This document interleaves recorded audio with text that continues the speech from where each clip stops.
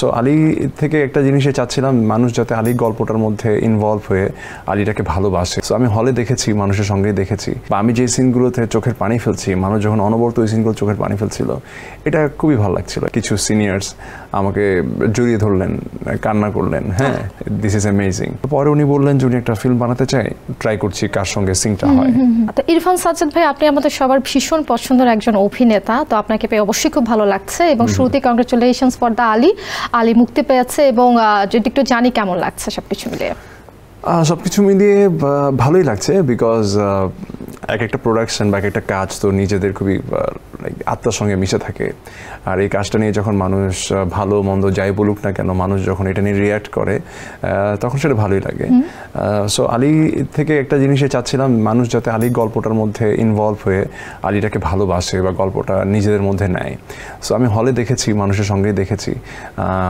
So মানুষ যখন আসলে মানে আমার সঙ্গে আমি যে সিনগুলোতে হাসছি, মানুষ যখন ওই সিনগুলোতে হাসছিল, বা আমি যে সিনগুলোতে চোখের পানি ফেলছি, মানুষ যখন অনবরত ওই সিনগুলো চোখের পানি ফেলছিল, এটা খুবই ভালো লাগছিল। ইনফ্যাক্ট একটা শোতে আমি বের হয়ে যাচ্ছিলাম, তখন কিছু সিনিয়র্স আমাকে জড়িয়ে ধরলেন, কান্না করলেন, হ্যাঁ।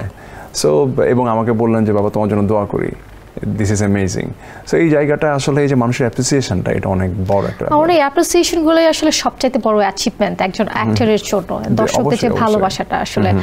একটু ছোট্ট করে শুরুর গল্পটা জানতে চাই, আলীতে আসলে কিভাবে যুক্ত হয়েছেন আপনি? এটা অনেক জায়গায় বলেছি। আলী হচ্ছে আমার আসলে বিপ্লব ভাইয়ের সাথে খুব একটা বেশি কাজ হয় না এর আগে, জাস্ট একটাই অনেক আগে কাজ হয়েছিল, ব্যাক ইন 2018 অর সামথিং। তো উনি আবার 2023 সালের দিকে যখন আমরা কাজটা করি, উনি আমাকে বললো যে আমি জাস্ট তোমাকে একটা গল্প শোনাতে চাই আর কি। তখন আমি আসলে ডিস্টার্ব ছিলাম বিভিন্ন কারণে, পারিবারিক বিষয়ে আমি তখন কাজ করছিলাম না অতটা, বাট আমি গল্পটা শুনি অনেক মন দিয়ে আর কি ওনার কাছ থেকে। গল্পটা আসলে এত টিজিং একটা গল্প ছিল, মানে গল্পটা আসলে উনি কী করবে না করবে আমি আসলে জানতাম না, বাট আমার কাছে মনে হচ্ছিল যে গল্পটা খুবই প্রমিজিং একটা গল্প। তো পরে উনি বললেন যে উনি একটা ফিল্ম বানাতে চাই এবং এটা ওনার ফার্স্ট ফিল্ম হবে, এবং সেই সাথে ওই আলী ক্যারেক্টারটার জন্য উনি একটা মিডল এজ কাউকে হয়তো খুঁজছিলেন বা কিছু একটা। তখন আমি ওনাকে জিজ্ঞেস করলাম কাকে আপনি সিলেক্ট করলেন, বলে কি এখনও খুঁজে পাচ্ছি না, আমি ট্রাই করছি কার সঙ্গে সিনটা হয়। তো এই হতে হতে পরে উনি আবার আমাকে বললেন যে না, আমি চিন্তা করলাম যে না, আলী ক্যারেক্টারটা তুমিই করো, আমরা গল্পটা একটু ডিফারেন্টভাবে দেখাতে চাই, একটা ভাই বোনের গল্প দেখাতে চাই, আলী তুমি কি করবা? Then I was so confused যে আসলে মানে গল্পটার উনি যেভাবে আসলে চিন্তা করছেন, এইভাবে উনি আসলে গল্পটা প্রপারলি এক্সিকিউট উনি করতে পারবে কিনা, বা আদৌ উনি যেভাবে প্ল্যান করছেন ওভাবে মানুষকে দেখাতে পারবে কিনা, এটা একটা ইস্যু ছিল। প্লাস হচ্ছে আমি আদৌ আলী ক্যারেক্টারটা ঠিকঠাক মতো করতে পারবো কিনা, সেটাও একটা ব্যাপার ছিল, কারণ আলী ক্যারেক্টারটা ইটসেলফ ভেরি টাফ ক্যারেক্টার আর কি, সব কিছু মিলিয়ে।